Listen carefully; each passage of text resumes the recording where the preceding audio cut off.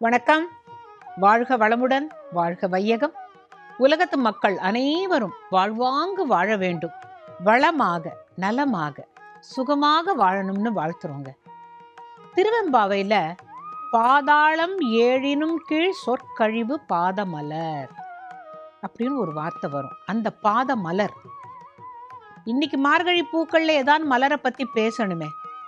கொன்றைய பத்தி பேசலாம், வன்னிய பத்தி பேசலாம், எருக்கம்பூவை பத்தி பேசலாம், உமத்தம்பூவை பத்தி பேசலாம். இதெல்லாம் மனிதர்கள் யாரும் அணிவதில்லை. அதனால சிவபெருமான் பார்த்தாராம், நீங்க என்னெல்லாம் அணிஞ்சுக்கிறீளோ, ரோஜா பூ, சாமந்தி, மல்லிப்பூ, ஜாதிப்பூ இதெல்லாம் நீங்க வச்சுக்கோங்க. எனக்கு வில்வம், எருக்கம்பூ, ஊமத்தம்பூ, கொன்றைப்பூ இதெல்லாம் போரும் அப்படின்னு சொல்லி வச்சிருக்காரு. அவருடைய சடையில கொன்றை பூவெல்லாம் தங்க கலர்ல மின்னுகிறது அப்படின்னு சொல்லுவா. இந்த பாதாளம் ஏழினும் கீழ் சொற்கழிவு பாதமலர், அவருடைய பாத மலரை தரிசிக்கவே முடியவில்லை. இந்த அடிமுடி காணாத நெடுமலையாக நின்றதுதான் அண்ணாமலைன்னு நமக்கு ஏற்கனவே அதெல்லாம் பத்தி பேசியிருக்கோம். அதுல பேதை ஒரு பால் திருமேனி ஒன்றல்லன் அப்படின்னு ஒரு வரி வரும். இப்போ திருப்பாவை திருவெம்பாவை பற்றி தனித்தனியாக நிறையா பேர் விளக்கம் சொல்கிறதுக்கு எத்தனையோ பெரியோர்கள் இந்த மார்கழி மாதம் பூரா பேசுகிறாங்க. இது மார்கழி மாதம் கண்ணனுடைய மாதம் அப்படிங்கிறதுக்காக கண்ணனை பற்றி கதையெல்லாம் சொல்கிறோம். திருவெம்பாவை எப்பேற்பட்ட ஒரு சிவனை பற்றி பாடுகிறதுன்னு சொல்லிட்டு அவனை பற்றி சிவனை பற்றி என்னெல்லாம் நம்ம பேசலாமோ அதையும் பேசுகிறோம். இது ரெண்டு ட்ராக், அதில் நம்ம வண்டி போயின்னு இருக்கு. இப்போது கண்ணனை பற்றியும் கதை உண்டு, சிவனை பற்றியும் கதை உண்டுன்னு சொன்னேன் இல்லையா? அந்த பேதை ஒரு பால் திருமேனி ஒன்றல்லன் அப்படின்னா, பேதை ஒரு பால் பாதி. யாராவது மனைவிக்கு இடம் கொடுக்காதே அப்படின்னு சொல்லுவாங்க. இடம் கொடுக்காதன்னா அவளுக்கு ரொம்ப இடம் கொடுத்தா அவள் தலையில ஏறி உட்காருவான்னு அல்ல. இந்த இடம் கொடுக்க முடியாது, அவரால் மட்டும்தான் இடது பாகத்தை உமையவளுக்கு கொடுத்தார். அந்த கதையை தான் இன்னைக்கு பார்க்க போகிறோம். இப்போது சிவனை வணங்குறவர்கள் அவர்கள் எல்லாரும் கூடியிருப்பது ஒரு மகிழ்ச்சி. இப்போ ஆண்டாள் என்ன சொல்றா, எனக்கு நீயே கணவனாக வரணும் கிருஷ்ணா, நீ தான் எங்களுக்கு எல்லாருக்கும் அவரவருக்கு நீ தான் கணவனாக வரணும் அப்படிங்கிறா. அங்கே என்ன சொல்றா, சிவன் அடியார்கள் உன்னை கும்பிடுகின்ற சிவனடியார்கள் அன்னவரே எம் கணவர் ஆவார், அவர் உகந்து சொன்ன பரிசே தொழும்பாய் பணி செய்வோம், இன்ன வகையே எமக்கு எம்கோன் நல்குதியேல் என்ன குறையும் இல்லோம் ஏலோர் எம்பாவாய்ங்கிறா. அதாவது சிவனை கும்பிடுகிறவர்கள் எங்களுக்கு கணவர்களாக வந்தால் நாங்கள் 2 பேருமே சேர்ந்து உனக்கு தொழும்பு செய்வோம், உமக்கு அடிமை பூண்டு எல்லாம் செய்வோம் அப்படிங்கிறத மாணிக்க வாசகர் தன்னை ஒரு பெண்ணாக நினைத்து கொண்டு அழகாக பாடியிருப்பார். இந்த பேதை ஒரு பால் திருமேனி ஒன்றல்லன், அது என்னது? அது அவருக்கு வெறும் சிவபெருமான் உருவம் அல்ல, அவருடைய இடப்பாகத்தில் உமையவளும் அமர்ந்திருக்கிறாள் அர்த்தநாரியாக. எப்படி ஒரு குடும்பத்தில் கணவன் பாதி முக்கியத்துவத்தை மனைவிக்கும் தரணுங்கிறத அவர் வாழ்ந்து காட்டினார். மகாவிஷ்ணுவை போல மனைவியை மார்பில் வைத்து கொண்டும் அப்படியே மனசுல வச்சு அவளை ஆராதிக்கிறார் அவர். அந்த வடிவாய் நின் வல மார்பினில் வாழ்கின்ற மங்கையும் பல்லாண்டுன்னு பாடுறா இல்லையா? பிரம்மா அவரை என்ன பண்ணார், சரஸ்வதியை நாக்கிலேயே வச்சுன்னுட்டார். அவர் வேதம் சொல்ல சொல்ல சொல்ல சரஸ்வதியாவே அவர் நாக்கு இருக்கு. அப்படிங்கிறதுனால இந்த பேதை ஒரு பால் திருமேனி ஒன்றல்லன் என்ன கதை? பிரிங்கின்னு ஒரு ரிஷி. பிரிங்கி அப்படின்னாக்கா வடமொழியில வண்டுன்னு அர்த்தம். அவர் பேர் பிரிங்கி, பிரிங்கி முனிவர். நீங்கள் கோவிலில் தூண்களில் சிற்பங்கள் எல்லாம் பார்க்கணும். சும்மா நேர போய் சுவாமியை மட்டும் கும்பிடக்கூடாது. சிற்பங்கள் அப்படி பார்க்குற பொழுது ஒரு தாடி வச்சு ஒரு ரிஷிக்கு 3 கால் இருக்கும், கையில் ஒரு கம்பு வச்சுருப்பார், நடந்து போகிறாப்புல சிற்பங்கள் இருக்கும். அவர் தான் பிரிங்கி முனிவர். அவர் சிவபக்தர். சிவனை தவிர நான் எதையும் கும்பிடுவதில்லை, அப்படி ஒரு ஸ்டான்ச் சிவபக்தர்.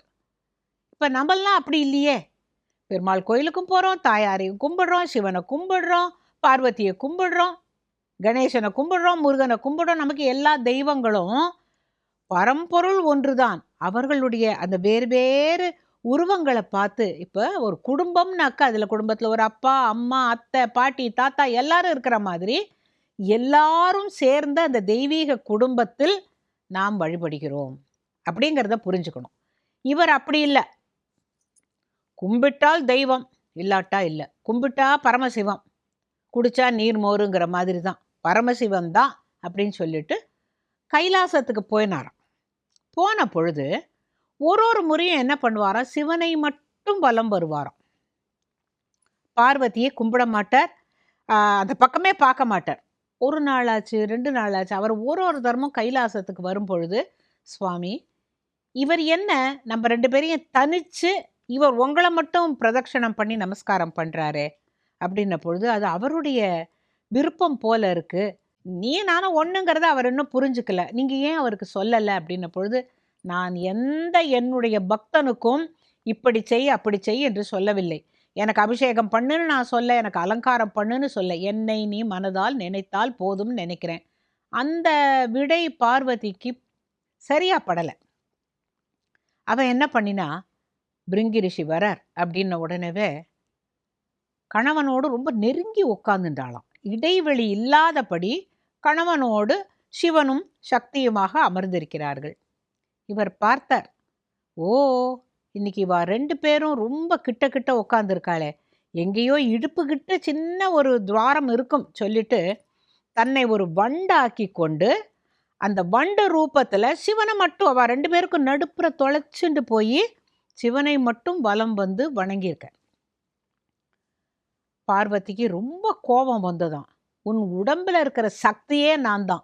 இப்போ நமக்கு சரீரம் இருக்கு, ஆனால் சரீரத்தில் சக்திங்கிறது எது மூலமா? தசை, ரத்தம், நாளங்கள், எலும்பு இருக்கலாம். எலும்பு இருந்தால் மட்டும் போராது. இந்த தசை, நாளங்கள், ரத்தம், ரத்த ஓட்டம் இதெல்லாம் தான் சக்தி. சக்தியே இல்லைன்னா சிவனேன்னு படுத்துக்கோ அப்படிங்கிறாங்கல்ல.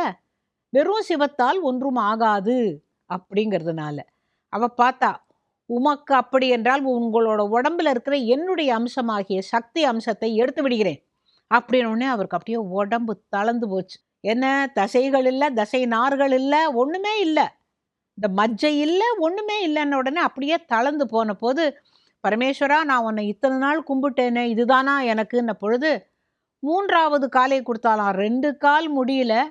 இப்போ சாதாரணமாக 2 காலில் ஒரு முக்காலி நிற்க முடியாது, அதுக்காக தான் 3வது கால். 4 கால் இருந்தால் அது நாற்காலி, 3 கால் இருந்தால் எப்படியோ பேலன்ஸ் பண்ணி வச்சுடலாம். 2 கால் முடியாது. ஸோ அவர் நடக்கிறதுக்காக பரமேஸ்வரன் அவருக்கு 3வது காலையும் கொடுத்து ஒரு ஊன்றுகோலையும் கொடுத்தாராம். கொடுத்ததுக்கு பிறகு அவர் சொன்னாராம், உனக்கு இது கூடவா புரியவில்லை? அவள் என்னோட நெருங்கி உட்கார்ந்தாள்னா எப்படி உட்கார்ந்துருக்கா பாத்தியா? உன்னால் தொலைக்க முடியாத அளவுக்கு அவள் என்னோடு ஐக்கியமாக போகிறாள் பார் அப்படிங்கிற. இதை ரொம்ப அழகா திருநாவுக்கரசர் சொல்லுவார். எப்படியா அர்த்தநாரி வடிவம் எப்படி இருக்கிறது? புதுவிரி பொன்சை ஓலை ஒரு காதோர் காது சுரி சங்கம் நின்று புரள விதி விதி வேத கீதம் ஒரு பாடும் ஓதும் ஒரு பாடு மெல்ல நகுமால் மதுவளர் கொன்றை துன்று சடைபாகம் மாதர் குழல் பாகமாக வருவரு. இது இவர் வண்ண வண்ணம் இவள் வண்ண வண்ணம் எழில் வண்ண வண்ணம் இயல்பே.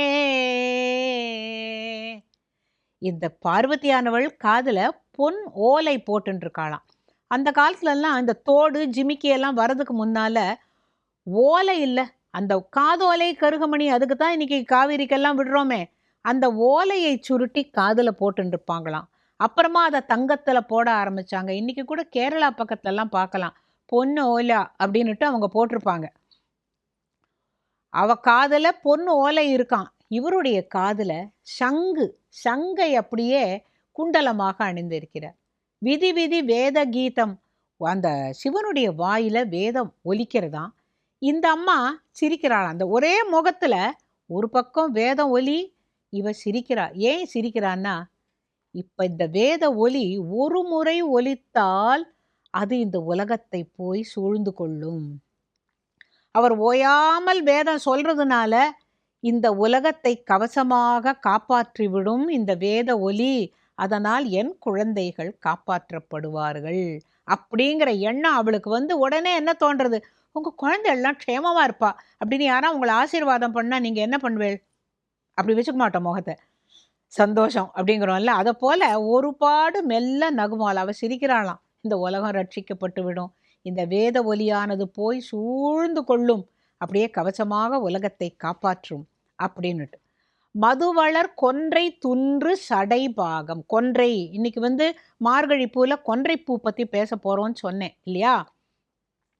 மதுவளர் கொன்றை துன்று, இந்த கொன்றை மலருக்கு நீங்க பாத்தீங்கன்னாக்கா அப்படியே சரவிளக்கு மாதிரி, அது பேர் லெபனம்னு பேரு, சைனீஸ் லேண்டர்ன் அப்படின்னு இங்கிலீஷ்ல சொல்றாங்க.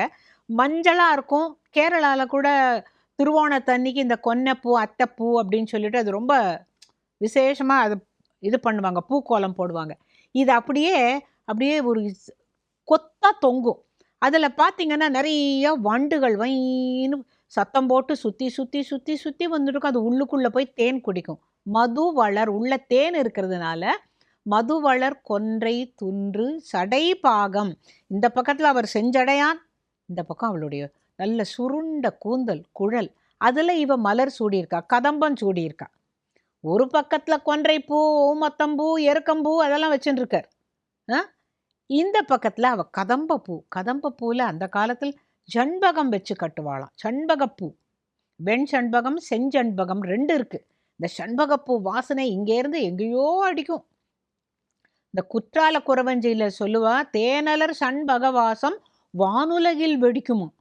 இங்கே குத்தாலத்தில் மலர்ற அந்த செண்பக பூக்களின் வாசனை தேவலோகத்துக்கே அப்பா அவ்வளோ வாசனை அடிக்கும் அப்படிங்கிற மாதிரி. அந்த மலர்கள், வாசமுள்ள மலர்கள் மட்டுமே பெண்கள் தரிக்க வேண்டும் அப்படிங்கிற ஒரு கருத்து உண்டு.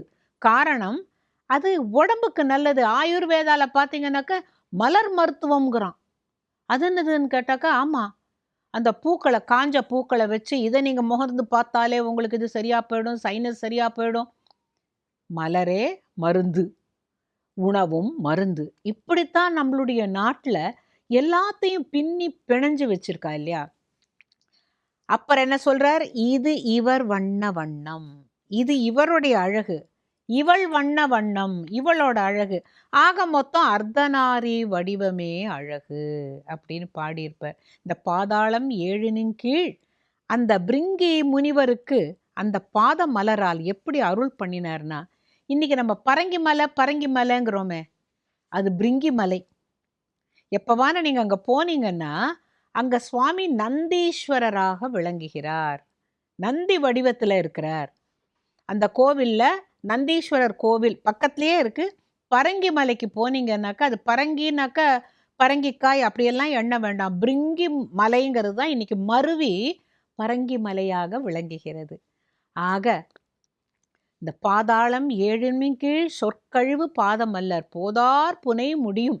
எல்லா பொருள் முடிவே, எல்லா பொருளுக்கும் ஆதியும் அவன்தான், அந்தமும் அவன்தான், ஆதியும் அந்தமும் இல்லா பெருஞ்சோதி அவன் அப்படின்னு சொல்லப்படுகிறது.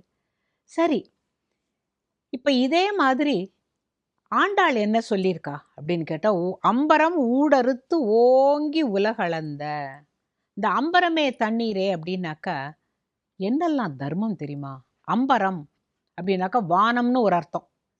ரெண்டாவது துணி, ஆடை. அம்பரம் சோறு, சாப்பாடு போட்டு நல்ல தண்ணீர் கொடுத்து ஆடை கொடுத்தால் அதை விட ஒரு புண்ணியம் வேற ஒண்ணுமே இல்லை. இதெல்லாம் செய்கின்ற நந்தகோபன் இந்த கண்ணனை பத்தி சொல்ற போது அம்பரம் ஊடறுத்து ஓங்கி உலகளந்த. இந்த இடத்துல அம்பரம்ங்கிறது வானத்தை சொல்றா. இந்த தமிழ் வார்த்தைகள் திருப்பாவையிலும் சரி திருவம்பாவையிலும் சரி, இந்த ஒரு வார்த்தைகளும் எடுத்துட்டோம்னாக்க இதுல என்ன அணிகலனை பத்தி அவ சொல்றா, இவரும் அதே மாதிரி சொல்றார், இவர் பூவை சொல்றார், அவளும் சொல்றா. ஆக மொத்தம் பக்தி என்று வருகின்ற பொழுது எல்லாருடைய எண்ண ஓட்டங்களும் ஒரே மாதிரி இருக்கு. அதுதான் முக்கியம் வாழ்க்கையில. இந்த திருப்பாவையில திருவெம்பாவையில் மலர்களை பற்றி பார்த்தோம். திருப்பள்ளி எழுச்சியில் அவர் ரொம்ப அழகாக சொல்லுவார், 2 கைகளையும் நிறைய அன்றலர்ந்த பூக்களை வச்சுண்டு அப்படியே எம்பெருமான பள்ளி எழுந்தருளாயேன்னு பாடுகின்ற பொழுது அப்படியே 2 கை நிறைய பூவை வச்சுட்டு அப்படி இருக்காளாம், அந்த இடத்துல வாசனையாக இருக்குன்னு. அந்த பாட்டில் என்னன்னு கேட்டால், அந்த வீணையையும் முழவும் யாழும் வைத்து கொண்டு பாடுகிறார்கள். இன்னிசை வீணையர் யாழினர் ஒரு பால், இருக்கொடு தோத்திரம் இயம்பினர் ஒரு பால். ருக்வேதத்தை ஒரு பக்கத்தில் இருக்கிறவா பாடுறா, சில பேர் வீணையை வச்சுட்டு பாடுறா, சில பேர் யாழ் வச்சுட்டு மீட்டுறா. வீணை வேற யாழ் வேற, சகோட யாழ், மகர யாழ் அதெல்லாம் இருக்குது. இதெல்லாம் நரம்பு கருவிகள். ஆனால் வீணைங்கிறது ரொம்ப தெய்வீகமானது. இப்போ பண்ணார்ந்த வீணை பயின்ற விரலவனே என்கின்றாளால் அப்படிங்கிற அந்த தேவாரத்தை பார்க்கின்ற பொழுது பண் ஆர்ந்த வீணை, இந்த வீணையை கையில் வச்சுட்டு சிவன் இருக்கிறார், பார்த்துருக்கேளா? சரஸ்வதி கையில் வச்சுட்டு இருக்கா, அவளுடைய வாத்தியம் வீணை. நாரதர் கையில் வீணை இருக்குது, யாழ் இருக்குது. இந்த பரமேஸ்வரன் வீணா தட்சிணாமூர்த்தின்னுட்டு லால்குடியில் இருக்கிற கோவிலில் வீணா தட்சிணாமூர்த்தின்னு இருக்கிறார். அந்த வீணா தட்சிணாமூர்த்தி என்னன்னு கேட்டால், நாரதரும் மற்ற ஏனைய இசை தெரிந்த தும்புரு போன்றவர்கள் சிவபெருமானிடம் வந்து, சுவாமி எங்களுக்கு இந்த இசையுடைய நுணுக்கத்தை பற்றி சொல்ல வேண்டும் அப்படின்னு சொன்ன பொழுது, இந்த வீணை தெய்வீகமானது, இந்த வீணையை நீங்கள் வாசிக்காட்டா பரவாயில்ல, வீட்டில் வீணை இருந்தால் சுபிக்ஷம்னு சொல்லுவா. ஒரு பெண்ணுக்கு சீமந்தம் வளகாப்பு முடிஞ்ச அன்னியிலேருந்து 10 நாளைக்கு தினம் வீணை இசைப்பா. ஏன்னா அப்போதான் இந்த குழந்தைக்கு காது நல்லா கேட்க ஆரம்பிக்கும். அப்போ இசையினால் அந்த குழந்தை ஒரு பரிபூர்ணத்துவம் அடையும் அப்படின்னு சொல்லப்படுகிறது விஞ்ஞானப்படி. அவர் அழகா அந்த வீணையை பற்றி, இந்த மாதிரி கருங்காலி போன்ற மரத்தில் தான் செய்யணும், இது இத்தனை ரெட்ஸ் இருக்கணும், அதில் இத்தனை விரல்கள் வைக்கிறோமே அது, இது இப்படி இருக்கணும், இந்த 4 இது இருக்கணும், இங்கே மீட்டர் இருக்கணும், இதெல்லாம் பரமேஸ்வரன் விளக்கி சொன்னதனால் அந்த வீணா தட்சிணாமூர்த்தியை பற்றி கண்டிப்பாக நீங்கள் அந்த கோவிலுக்கு போய் பார்க்கணும். அல்லது எங்கேயான சிற்பங்களில் கூட பார்க்கலாம், வீணையை கையில் வைத்து கொண்டு இருக்கக்கூடியவர். அப்போது அந்த பள்ளி எழுந்தருளாயேங்கிற பொழுது வீணையை வச்சுட்டு ஒரு தொழுகையர் அழுகையர், அப்படியே தொழு கையர் கையை கூப்பிட்டு அழறாளாம். காரணம் பக்தி மேலிட்டு அழுகை. ஸோ சிவனை பற்றி இது அழகாக காட்டின்னு வரும்பொழுது எனக்கு இந்த தேவாரத்தில் பண்ணார்ந்த வீணை பயின்ற விரலவனே என்கின்றாளால் அதில் முப்புறம் எரித்த வரலாறும் வருகிறது. இந்த முப்புறம் எரித்தவர் பற்றி இந்த பண்ணார்ந்த வீணை பயின்ற விரலவன் என்ன செஞ்சான் அப்படின்னு கேட்டால், தாரகாட்சன், வித்யுன்மாலி, இந்த ராட்சசர்கள்லாம் 3 ராட்சசர்கள் இரும்பு கோட்டை, வெள்ளிக்கோட்டை, தங்கக்கோட்டை வச்சுண்டு மேலே பறந்து வந்து அப்படியே அந்த கோட்டையோடு உட்காந்து அந்த இடத்தையே அழிச்சிருவாங்களாம். அப்புறம் அவங்க சிரிப்பாங்களாம். அதில் அவங்களுக்கு ஒரு பெரிய சந்தோஷம். இங்கிலீஷில் சேடிஸ்ட்னு ஒரு வார்த்தை உண்டு, மற்றவர்களுக்கு துன்பம் விளைவித்து அதனால் மகிழ்பவர்கள். ரொம்ப தப்பு இல்லையா? எல்லாரும் போய் முறையிட்ட பொழுது பரமேஸ்வரன் சொன்னாராம், சரி வா, மேருமலையை வில்லாக வளைத்து வாசுகியை நாணாக்கி நாராயண சரத்தை வச்சு அவங்கள பார்க்கின்ற பொழுது அவங்க எப்படி வரம் வாங்கியிருக்காங்கன்னா, நாங்கள் 3 கோட்டைகளும் ஒரே லைனில் வந்தாதான் நாங்கள் அழிபட முடியும், இல்லாட்டா எங்களை யாரும் ஒன்றும் அழிக்க முடியாதுங்கிற ஒரு வரத்தை வாங்கிட்டு இருந்ததுனால இவர் இந்த மாதிரி ரெடியாக வரார் முப்புறத்தை எரிப்பதற்கு. இவங்க எப்படி சிரிச்சாங்க மக்கள் அழிஞ்ச பொழுது, அதே போல் இவர் சரத்தையும் ஒன்றும் விடலை, வில்ல வளைச்சதோடு சரி இந்த முப்புறத்தையும் பார்த்து ஒரு சிரிப்பு சிரித்தார். சிரித்ததினால் முப்புறங்களும் எரிந்து சாம்பலாகின. ஆனால் இந்த 3 பேருக்கும் கைலாசத்தில் இடம் உண்டு. இன்றைக்கும் அவர்கள் மிழவு இசைக்கிறார்கள். அங்கே 3 பேரும் ஒரு தாள வாத்தியத்தை வாசிக்க சொல்லி இறைவன் ஆடும் பொழுது இந்த 3 பேரையும் அழிக்கலை, அந்த கருத்தை மாற்றி வேற இடத்துல அவங்களுக்கு ப்ரொமோஷன் தான் கொடுத்துருக்கார். இதையும் அதில் சொல்கிறது. ஆக மொத்தம் இந்த பூக்கள்னு நினைக்கிறோம், கருணையை பற்றி நினைக்கிறோம், வாத்தியங்களை பற்றி நினைக்கிறோம், யாழ், முழவு, இந்த வண்டின் இசை, இந்த மாதிரி சவுண்ட் அண்ட் சைட் இந்த பாடல்களில் நம்மளால் பார்க்க முடியுது. 2 கோவில்லையுமே தயிர் சாதம் பிரசாத தரிசனம். இன்னைக்கு நாம் பார்க்கறதுனால தரிசனம்னு சொல்கிறோம். ஆனால் கை நிறையா தயிர் சாதம் குடிக்கின்ற பொழுது எனக்கு ஆண்டாளுடைய அந்த பாசுரம் ஞாபகம் வருது. கற்றுக்கறவை கணங்கள் பின் சென்று கானம் சேர்ந்து உண்போம் அப்படின்னாக்கா வனபோஜனம். அப்போ முதல் நாளைக்கு அவள் வந்து மூடனை பெய்து முழங்கை வழிவார அக்கார அடிசல் சாப்பிட்டாச்சு. அடுத்த நாளைக்கு வனபோஜனம் போகிறதுங்கிறது எல்லாரும் பிசிஞ்ச சாதம்லாம் எடுத்துண்டு இந்த காவேரி ஆடி பெருக்கும்போது அந்த காலத்தில் போகிறது வழக்கம். இந்த மாதிரி போய் கண்ணனோடு சேர்ந்து அந்த தயிர் சாதத்தை சாப்பிட வேண்டும் அப்படின்னு சொல்கிறாளே, அந்த தயிர் சாதத்துக்கு என்ன அவ்வளவு விசேஷம் அப்படின்னு கேட்டால், அதில் அத்தனை சத்தும் இருக்குது. கார்போஹைட்ரேட் இருக்குது, புரோட்டீன் இருக்குது, உப்பு இருக்குது, தாளிச்சு கொட்டி கொஞ்சம் நெய்யும் இருக்குது. ஆக மொத்தம் இது இந்த வெறும் தயிர் சாதம் சாப்பிட்டாலே போதும். ஆக இந்த மார்கழி மாதத்தில் பூக்களை பற்றி பேசுகிறோம். பூக்களை போல் மலர்ந்த திருவடிகளை உடைய எம்பெருமானையும் பார்க்கிறோம், சிவபெருமானையும் பார்க்கிறோம். அந்த அடியார்களுடைய மனக்கருத்தை கேட்கிறோம். நம்மளுடைய வாழ்க்கைக்கு இது எவ்வளவு தூரம் ஒளி கூட்டும் என்பதை பார்க்கின்ற பொழுது, கேட்கின்ற பொழுது மனசில் ஒரு தனி பிரகாசம். அதுதான் ஆனந்தம். இது பரமானந்தம்.